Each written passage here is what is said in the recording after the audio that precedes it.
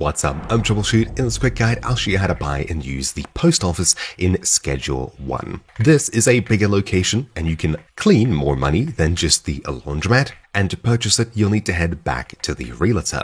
So from the realtor's office down here, head inside and speak to Ray. Here, you can purchase a business for $10,000, the post office, confirm, and just like that, you've got yourself your new business. Head across to your brand new post office located just next door. So right over here on the map, now indicated with an icon, you can head inside here, and besides the front, in the back area over here, you'll find this computer. Here, you can place $4,000 cash into your bank in this area. You can see I've got my laundromat running here. We can place more money, say that much here, and in 24 hours, this will arrive in our bank account. If you haven't reached your $4,000 cap, you can place even more money in here, just like that. You've now got even more money going into your bank account. Pretty simple. You'll see the progress of this all the way at the top here. That's pretty much that. Besides that, we have a medium storage rack, and I'm pretty sure you can place other things in here if you wish. But anyways, that's pretty much that. Hopefully you found this video useful. Thank you for watching. My name's been Troubleshoot, and I'll see you all next time. Ciao.